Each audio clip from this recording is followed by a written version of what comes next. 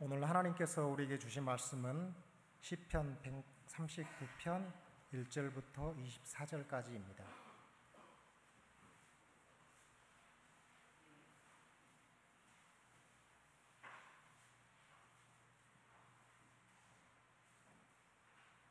이제 봉독합니다. 하나님의 말씀을 경청하십시오. 여호와여, 주께서 나를 살펴보셨으므로 나를 아시나이다. 주께서 내가 앉고 일어섬을 아시고 멀리서도 나의 생각을 밝히 아시오며 나의 모든 길과 내가 눕는 것을 살펴보셨으므로 나의 모든 행위를 익히 아시오니 여호와여, 내 혀의 말을 알지 못하시는 것이 하나도 없으시니이다. 주께서 나의 앞뒤를 둘러싸시고 내게 안수하셨나이다. 이 지식이 내게 너무 기이하니 높아서 내가 능히 미치지 못하나이다. 내가 주의 영을 떠나 어디로 가며 주의 앞에서 어디로 피하리이까? 내가 하늘에 올라갈지라도 거기 계시오며 수월에 내 자리를 펼지라도 거기 계시니이다.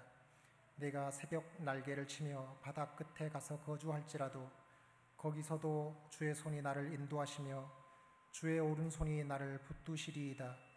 내가 혹시 말하기를 흑암이 반드시 나를 덮고 나를 두른 빛은 밤이 되리라 할지라도 주에게서는 흑암이 숨기지 못하며 밤이 낮과 같이 비추이나니 주에게는 흑암과 빛이 같음이니이다. 주께서 내 내장을 지으시며 나의 모태에서 나를 만드셨나이다. 내가 주께 감사하오면 나를 지으심이 심히 기묘하심이라. 주께서 하시는 일이 기이함을 내 영혼이 잘 아나이다.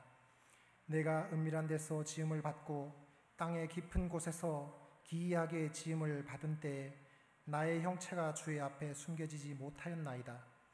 내 형질이 이루어지기 전에 주의 눈이 보셨으며 나를 위하여 정한 날이 하루도 되기 전에 주의 책에 다 기록이 되었나이다. 하나님이여, 주의 생각이 내게 어찌 그리 보배로우신지요.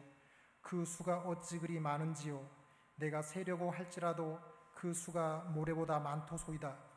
내가 깰 때에도 여전히 주와 함께 있나이다. 하나님이여, 주께서 반드시 악인을 죽이시리이다.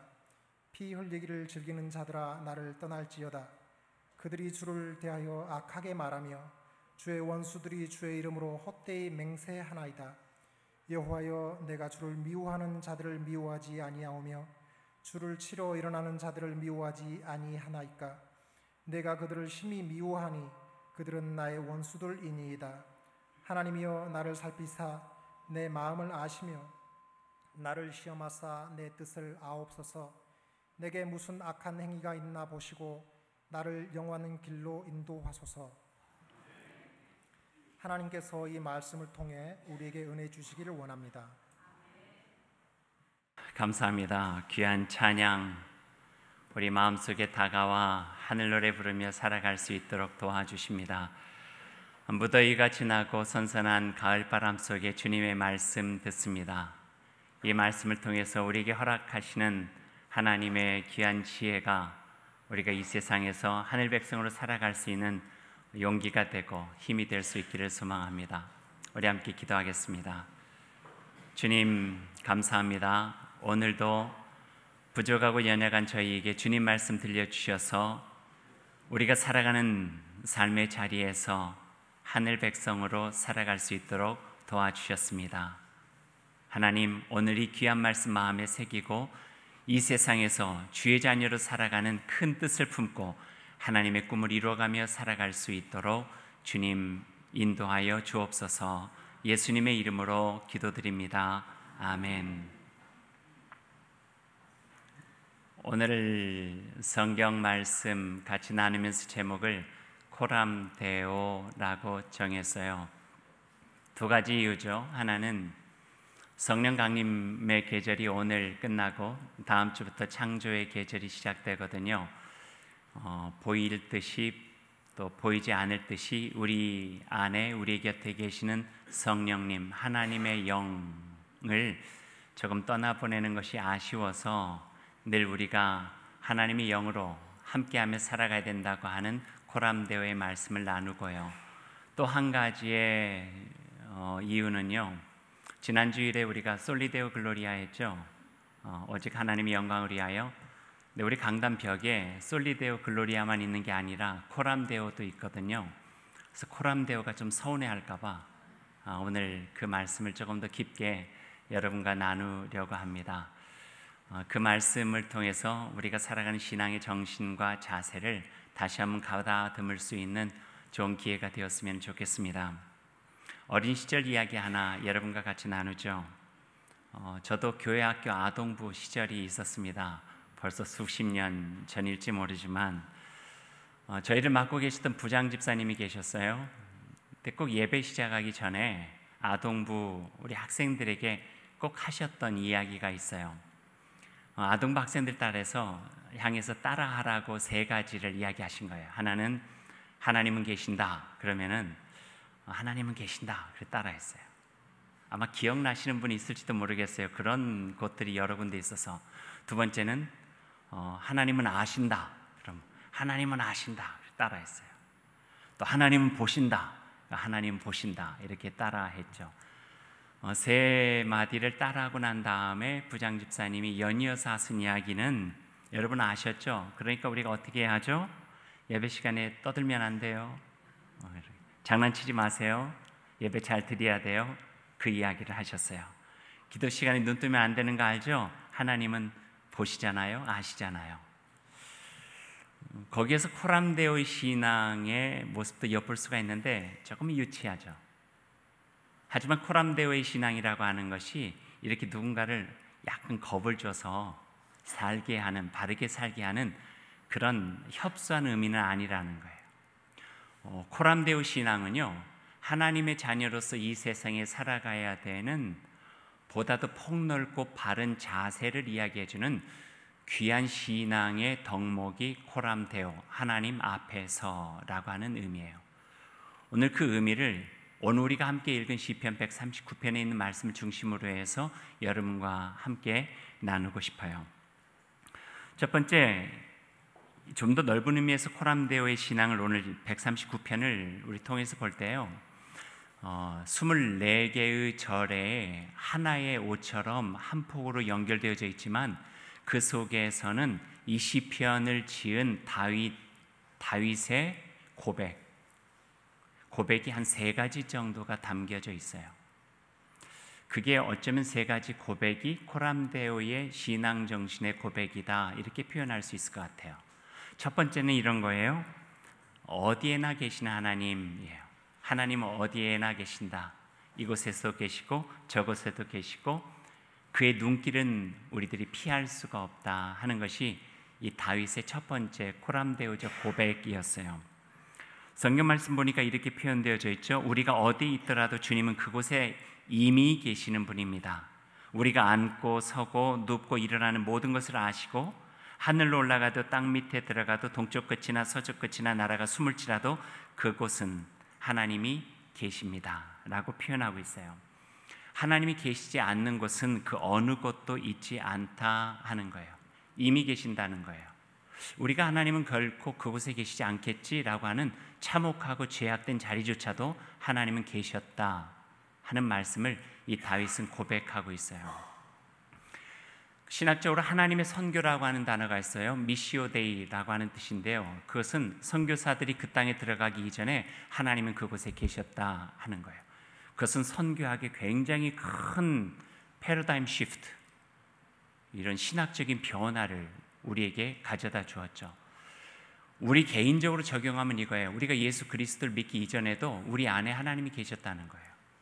예수님 믿을 때 하나님이 오시는 게 아니라 우리 안에 이미 계신 하나님. 그래서 믿음이라고 하는 말을 다른 말로 우리가 바꿔보면은요, 우리 안에 이미 계신 그 하나님을 우리가 느끼는 거예요. 깨닫는 거예요. 내가 그분에 대해서 이미 알기 이전에 하나님께서 우리를 창조하시고 사랑하셔서 그 아들까지 내어주시면서 자녀 삼기를 원하셨다. 이 땅에서 행복하게 살아가기를 원하셨다고 하는 것을 우리가 믿고 고백하는 것이 코람데오예요. 하나님 앞에, 하나님은 어디에나 계신다. 믿지 않은 나의 심령 속에서도 계셨고, 믿지 않았던 우리 가정에도 이미 계셨고, 어느 곳에서든 계시면서 하나님의 사랑을 베풀어 주고 계셨다. 그러기에 코람데오의 신앙 첫 번째 다윗의 고백은 이미 계신 여호와 하나님, 예수 그리스도의 사랑 하나님의 영을 우리가 깨닫는 것, 이것이 믿음의 고백이라고 하는 것을 가르쳐 주고 계시는 거죠. 두 번째 고백은요, 7절과 8절 말씀을 통해서 우리가 볼 수 있는데요. 함께 읽어볼까요? 7절, 8절 말씀. 내가 주의 영을 떠나 어디로 가며 주의 앞에서 어디로 피하리까? 내가 하늘에 올라갈지라도 거기 계시며 스올에 내 자리를 펼지라도 거기 계시나이다. 이거예요. 하나님은 모든 곳에 계신데 하늘 위에도 계셨고 땅 밑 가장 깊은 어두운 곳까지도 하나님은 계신다 하는 거예요. 첫 번째 고백과 비슷한 것 같지만 그 두 번째 다윗의 고백에는 조금 더 다른 고백이 담겨져 있어요. 하나님이 그 모든 곳에 계시는 이유에 대한 다윗의 진술이에요. 하나님께서 그 모든 곳에 계시는 이유는 조금 전에 이야기했던 아동부 부장 집사님의 우리를 감시하기 위해서 이런 의미가 아니래요. 우리를 지켜주시고 보호해 주시는 엄마와 같은 사랑, 그 사랑으로 우리의 모든 곳에 계셨다는 거예요. 혹시나 보이지 않는 그곳에서 어려움을 당하지 않을까, 해를 입지는 않을까, 슬피 울며 좌절하고 낙심하고 있지는 않을까, 그 어떤 심각하고 참담한 그곳이라 할지라도 하나님은 그곳에 계셨다 하는 거예요. 다윗은 그와 같은 고백을 할 만한 충분한 이유가 있었어요. 우리가 기억하는 다윗은요, 어떤 다윗인가요? 골리앗을 자그마한 소년일 때에 무찌른 영웅과 같은 다윗, 멋있잖아요. 사울왕의 건세를 넘어 만 백성의 칭송을 들은 영웅과 같은 왕, 남북을 통일하고 첫 번째 통일 이스라엘 왕으로 지금도 위대한 조상으로 칭송받는 이 다윗, 멋있는 모습들이 우리에게 있죠. 이스라엘 국기가 다른 이름으로 다윗의 별이라고 할 정도로 이스라엘 백성들이 다윗을 얼마나 존경했는가 하는 것을 우리가 알고 있죠. 하지만 성경 속에서 보여지는 다윗의 또 다른 모습은요, 감추고 싶은 약점과 상한 심령으로 힘겨워하고 있는 다윗의 모습이 그려지고 있어요. 전쟁 동지였고 친구였던 우리야, 그 아내에 대한 유혹을 느껴서 아주 비겁하고 추악한 방법으로 그 여인을 자기의 것으로 취하고 자기의 평생 동지였던, 목숨을 같이 나눴던 친구였던 우리야를 전장에 보내가지고 아주 비참하게 죽이고 말았던 다윗의 모습이 있어요. 그 죄된 모습이죠. 스스로 바른 믿음의 사람이라고 자부하면서 살았지만 우리야 사건으로 인해서 그는 처참하게 무너져요.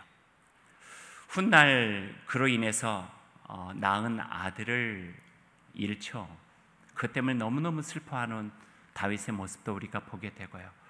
또 그 후에는 폐위되고 왕자를 잃어버리고 신발도 신지 못한 채 광야로 내쫓겨 버리는 다윗의 모습도 우리가 알게 돼요.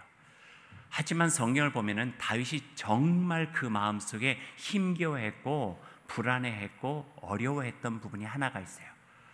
그것은 바로 혹시 나의 그 죄로 인하여 하나님으로부터 외면당하지는 않을까, 하나님이 나를 잊지는 않을까, 하나님이 나를 버리지는 않을까 하는 하나님과의 분리에 대한 불안함이었어요.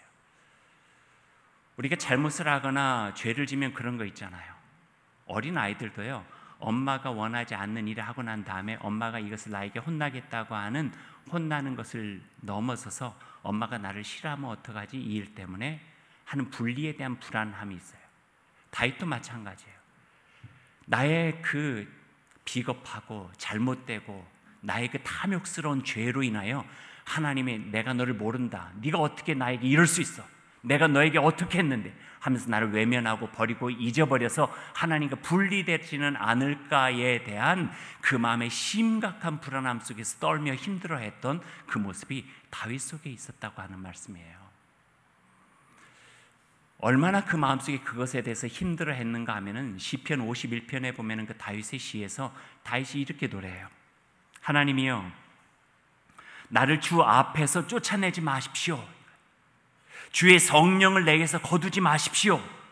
주의 구원의 즐거움을 내게서 회복시켜 주셔서 다시 한번 정직한 영으로 주님을 노래하면서 살아갈 수 있도록 도와주십시오. 이전에 주님과 함께 즐거워하면서 살았던 그 기쁨을 내 마음속에 다시 되찾게 해주십시오. 회복할 수 있게 해주십시오. 내 죄로 인하여 상한 심령, 그 슬픔과 나의 아픔이 하나님으로부터 외면당해서 구슬빛 떨면서 저 땅 밑 스올과 같은 곳에서 내가 힘겨워서 하나님으로 잊은 자가 될지 내가 너무나도 불안합니다.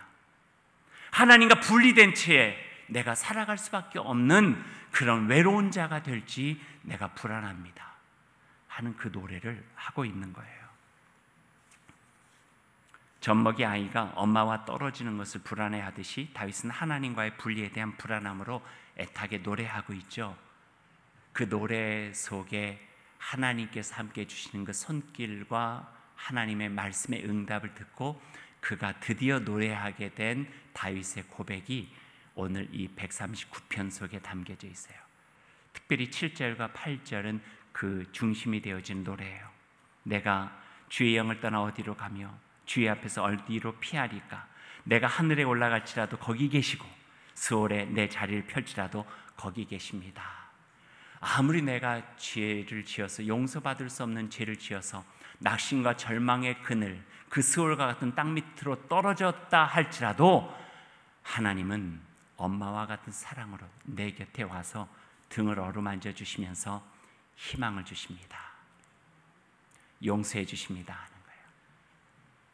내가 지은 그 어떤 죄보다도 더 큰 관대하신 하나님의 사랑, 하나님의 자비는 나의 모든 씻어낼 수 없는 그 우슬초와 같은 나의 아픔과 나의 죄성을 산영한 심령을 가지고 하나님을 부르짖을 때 마치 우리 곁에 찾아와서 우리에게 위로해 주시는 엄마처럼 그 손길로 나를 위로해 주십니다.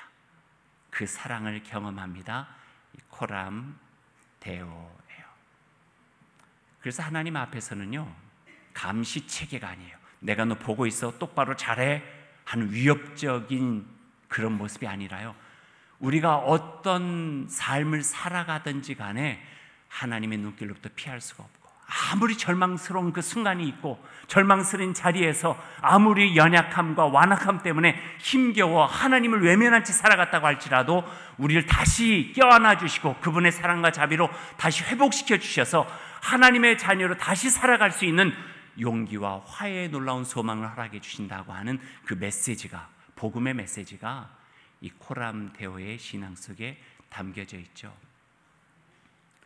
그래서 코람 데오 신앙을 가진 사람은요, 어떻게 할 수 있냐면요, 하나님의 그 관대하신 사랑 앞에 나의 잘못과 나의 허물과 나의 죄성을 드러낼 수 있는 용기를 가질 수 있는 거예요. 주님의 용서를 믿거든요.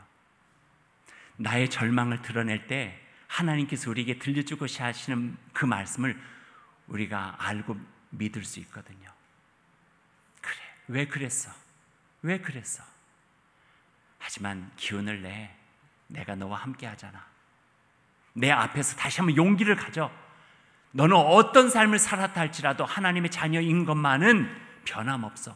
불변하는 그 진리 안에서 다시 시작할 수 있는 용기를 주시는 그 신앙의 자세, 이게 바로 코람 데오. 그래서 코람 데오는 신앙이자 희망이에요. 하나님 앞에서 다시 시작할 수 있는 용기예요.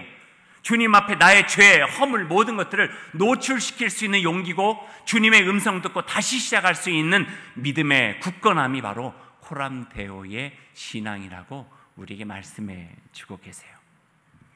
세 번째 다윗의 고백은 그러기에 그 하나님을 믿고 내가 새로운 길을 시작할 수 있습니다. 이 고백이에요. 하나님이 나의 마음과 나의 뜻을 살피시고 하나님이 정하신 그 영원한 길로 걸어가게 하옵소서. 나의 삶이 주님께는 영광이 되고 이웃에게는 기쁨이 되고 나에게는 감사와 보람이 되어집니다. 그러니 하나님 앞에서 저는 다시 일어날 수 있습니다. 하나님 앞에서 저는 다시 시작할 수 있습니다.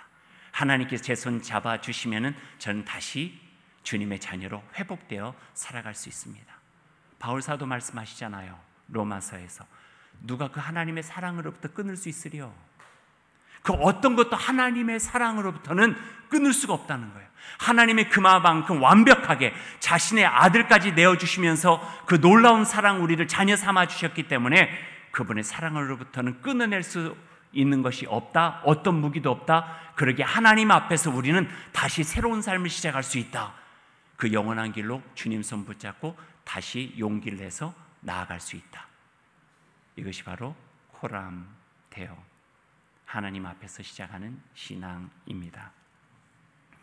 코람 데오라고 하는 말, 코람 앞에서 데오 하나님 앞에서 신앙인이 가져야 되는 중요한 자세를 이야기하고 있는 이 말을 어떤 신학자는 다르게 표현을 했어요. 하나님 면전의식, 면은 얼굴이에요. 하나님의 얼굴을 대면하고 있는 것처럼 살아간다는 거예요. 이것을 조금 더 잘 표현한 말씀이 베드로전서 3장에 있어요. 제가 한번 읽어드릴게요. 한번 여러분 잘 들어보세요. 주의 눈은 의인을 향하시고 그의 귀는 의인의 간구를 들어주시고 주의 얼굴은 악행하는 자들을 대하시느니라. 이거예요. 이것은 결코 위협이나 겁을 주는 말씀 아니죠. 그 속에 담겨져 있는 깊은 의미는 이거예요. 주님의 눈이 우리를 바라보고 계시니 억울할 일이 없습니다. 이거예요. 사람이 내가 아무리 좋은 일을 하고 알아주지 않으면 억울하잖아요. 서운하잖아요. 그만두고 싶을 때가 있잖아요. 코람 데오 신앙은 주님의 눈이 우리를 바라보고 계시니 억울하지 않습니다. 하나님이 알아주시면 됩니다. 그래서 지속적인 선한 삶을 살아갈 수 있는 굳건한 의지를 가질 수 있는 것이 코람 데오 신앙이 돼요. 주님의 귀가 우리의 기도를 들어주시니 아픔도 슬픔도 이겨낼 수 있습니다. 들어주시잖아요. 우리의 기도를. 내 마음속에 있는 하소연을 들어주시잖아요. 하나님의 자녀로 살아가다가 부딪힐 수 있는 어려움들을 들어주시잖아요. 그렇기 때문에 아픔도 슬픔도 이겨낼 수 있습니다. 주님의 얼굴이 우리를 향하시니 그 환한 빛으로 내 마음에 기쁨이 있고 행복합니다. 하나님의 얼굴을 보니 행복함이죠. 그러면서 고백해요. 나는 혼자가 아닙니다. 내 곁에 내 안에 주님이 계십니다. 이게 코람 데오의 신앙이 돼요. 지난 몇 주 동안에 여러 차례의 장례식이 있었어요. 장례식이 있게 되면은 그 전으로 평소와는 다르게 죽음에 대한 생각을 하게 되죠. 그리고 저희들의 마음이 겸허하게 돼요.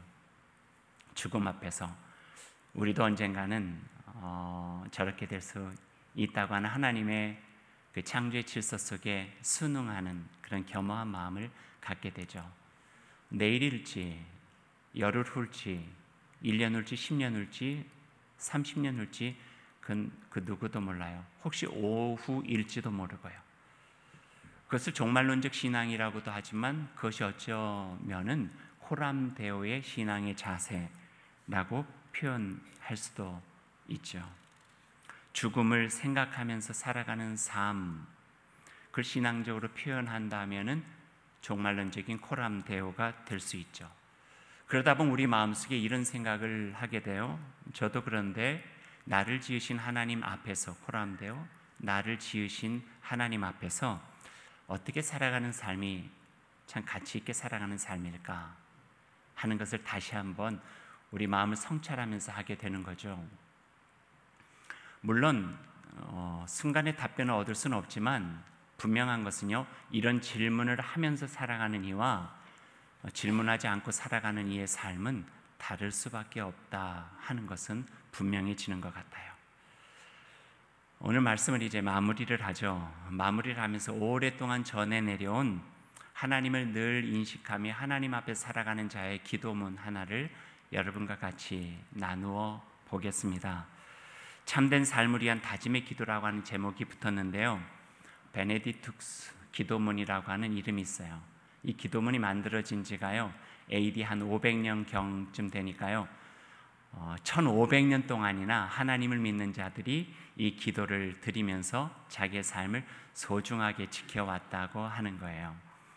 제가 기도문을 기도하듯이 읽어드릴게요. 여러분 눈을 감고 오늘 말씀을 여러분 마음속에 새기고 헤아리면서 하나님 앞에서 살아가야 될 삶에 대한 고백으로 이 기도를 같이 드렸으면 좋겠습니다.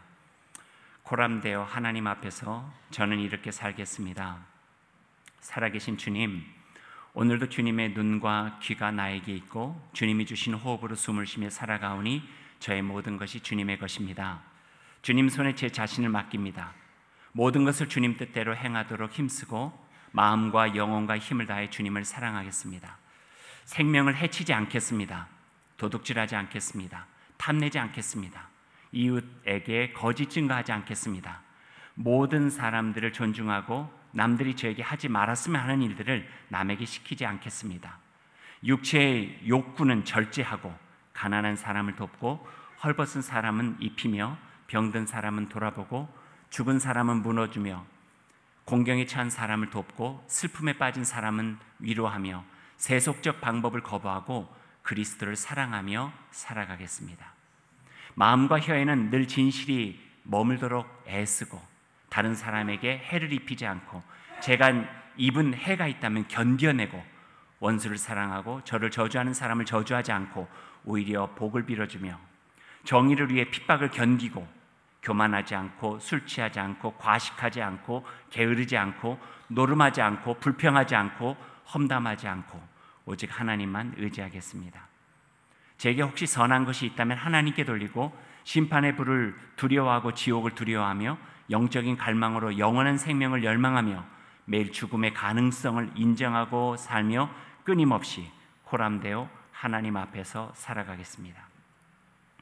나의 행동을 살피고 하나님이 어디서나 저를 지켜보고 계심을 기억하며 그리스도의 이름을 불러 마음에 일어나는 악한 생각을 쫓아내고 혀를 지켜 사악한 말을 하지 않으며 많은 말을 피하고 허튼 이야기를 하지 않으며 똑똑해 보이려고 말하지 않고 좋은 글을 골라 읽으며 늘 기도하고 지은 죄에 대해 매일 용서를 구하고 제 생활을 고칠 방도를 찾으며 모든 일에 지도자들을 따르고 거룩해 보이기보다는 거룩해지는 것을 구하고 선한 일로서 하나님의 계명을 완성하며 순결을 사랑하고 어느 누구도 미워하지 않으며 시기하거나 질투하지 않고 싸움을 멀리하고 교만을 싫어하며 나이 든 사람을 공경하며 적을 위하여 기도하며 해가 지기 전에 화해하며 하나님의 자비하심에 대해 결코 절망하지 않겠습니다.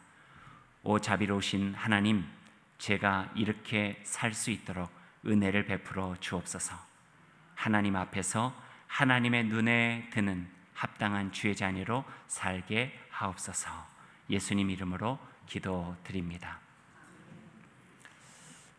기도가 길죠. 매우 구체적이죠. 코람데오의 신앙은 추상적이 아니라 하는 거예요. 우리의 말과 우리의 행위와 우리의 습관과 하나님을 대하고 사람을 대하는 삶의 자세 속에 깊게 뿌리 내려진 신앙이 바로 코람데오의 신앙이래요. 오늘 우리에게 들려주신 하나님의 말씀이에요.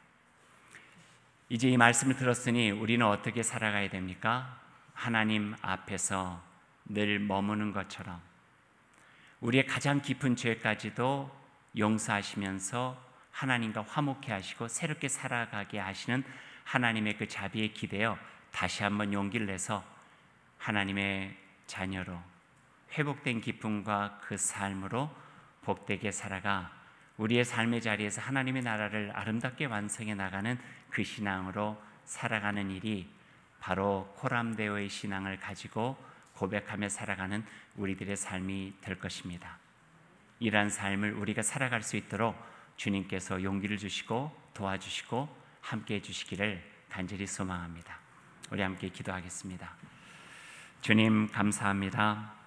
코람데오 하나님 앞에 엎드려 우리 내면 살피면서 주님 주시는 능력 덧입어 그리스도의 진한 향기 진정으로 풍기며 살아가는 하나님의 자녀로 살아갈 수 있도록 인도하여 주옵소서. 내면에 주님 모시게 하시고 우리의 삶의 모든 곳에 하나님 계시게 하시고 주님 얼굴 바라보며 복되게 살아가며 우리를 통해서도 하나님의 그 아름다운 나라가 세워질 수 있다고 하는 굳건한 믿음 속에 나아가는 저희들이 다 될 수 있도록 인도하여 주옵소서. 예수님의 이름으로 기도드립니다. 아멘.